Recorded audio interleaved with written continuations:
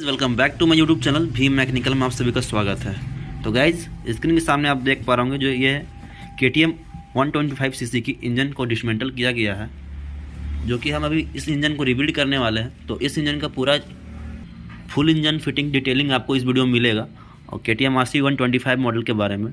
तो सबसे पहले हम LH साइज का जो चैम्बर है, मेन चैम्बर, उस पर काम करेंगे फुल इंजन इसको रिबिल्ड करने के लिए। तो सबसे पहले इसका जो कूलेंट वाला ऑयल सील होता है, देख पा रहे हैं यहाँ पे, तो हमने इसे पहले ही फिटिंग कर लिया। तो बता दे रहे हैं आपको कि ये कुछ इस प्रकार से लगेगा यहाँ पे, और दूसरी साइड जो है कुछ इस प्रकार से लगेगी, देख पा रहे होंगे।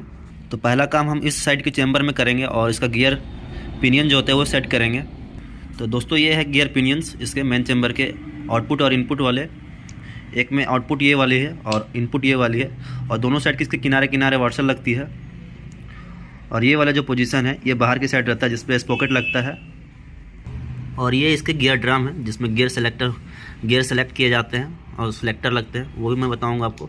तो अभी पहले गियर पिनियंस लगाएंगे।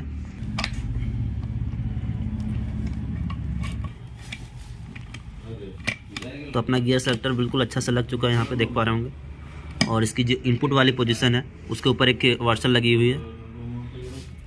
तो अब बारी है इसके सिलेक्टर लगाने के। जो सिलेक्टर इसके गियर के सिलेक्टर होते हैं वो, और इसके जो पिन्स होते हैं वो, इनपुट वाली जो गियर पिनियंस है और उसके जो पिनियंस है उसमें एक गियर सिलेक्टर लगेगी। तो गैस ये जो इनपुट शाफ्ट का जो सिलेक्टर है वो आपका यहाँ पे लगेगा इनपुट शाफ्ट की पिनियंस में। और कुछ इस प्रकार से इसके जो सिलेक्टर है वो है छोटे वाली, आपको यहाँ पे स्लॉट लगा हुआ दिख रहा है, तो उसके स्लॉट में जाके ये इंसर्ट हो जाएगा। और इसके सिलेक्टर जो पिन होते हैं उसमें दो प्रकार के पिन आते हैं। तो एक में आपको ज़्यादा बड़ा होल दिख रहा होगा, एक में नॉर्मल होल दिख रहा होगा। तो जो नॉर्मल वाला होल है वो वाला आपका छोटा वाला जो आउटपुट इनपुट वाला जो गियर पिनियंस है उसके सिलेक्टर के पिन में लगेंगे जाके, जो कि कुछ इस प्रकार से लगेगा। तो अब बारी है आउटपुट साइड की जो पिनियन है उसमें सिलेक्टर लगाने की। तो दो इसमें सिलेक्टर आती है, और इनपुट वाले में एक सिलेक्टर लगेगा और आउटपुट वाले में दो सिलेक्टर लगेगी। तो दोनों सिलेक्टर आप ऊपर नीचे कहीं भी लगा सकते हैं, कोई दिक्कत नहीं है। इसके जो स्लॉट है उस पर लगाएं इस प्रकार से। और पिन जो है, ये वाला जो पिन दिख रहा होगा आपको, वो वाला पिन इसके ड्रम के अंदर जाएगा, इंसर्ट होगा, तो इसके अंदर रहना चाहिए। एक सिलेक्टर लग चुके हैं, दूसरा सिलेक्टर कुछ इस प्रकार से लगेगा, और हल्का सा पुश करके आपको उसका जो पिन है वो ड्रम में लगा देना है। और सिलेक्टर के जो पिन है उसको इंसर्ट करने से पहले आपको इसके स्प्रिंग जो है वो आपको इसके होल्स में लगाना है, दोनों साइड। तो दोनों साइड किधर से भी लगा सकते हैं आप इसको। तो गाइज एक हमने इसमें इंसर्ट कर दिया अंदर पे, और उसके बाद पिन लगाएंगे। तो एक प्रॉपर लग चुका है इसके अंदर।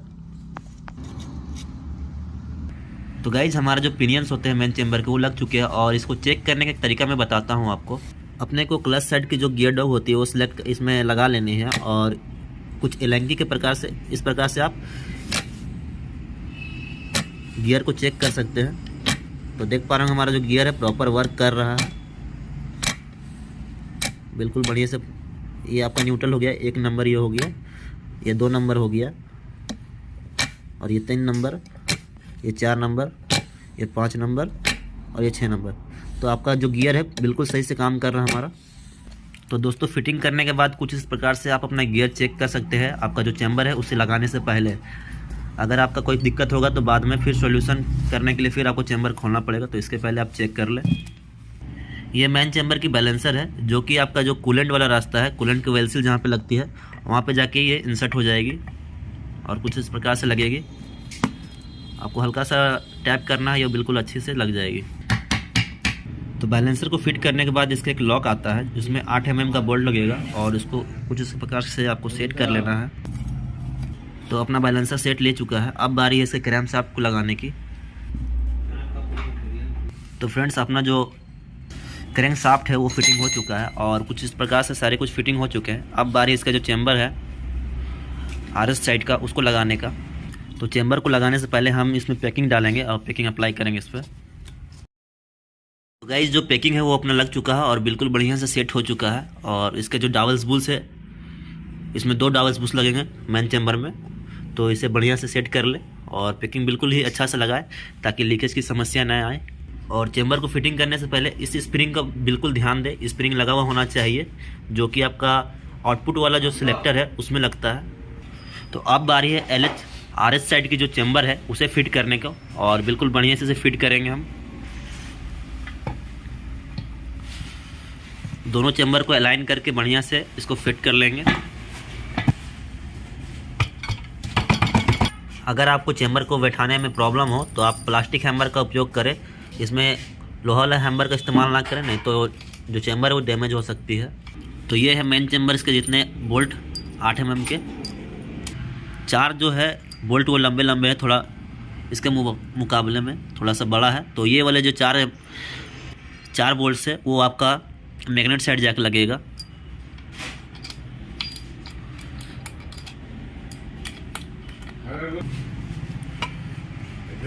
चारों बोल्टों को आपको एंटी क्लॉक सिस्टम में लॉक करना है ताकि जो कि चेम्बर अपना है वो बिल्कुल अच्छा से सेट ले ले। बाकी जितने बोल्ट्स बचे हुए हैं वो आपका चेम्बर में लग जाएंगे सारा।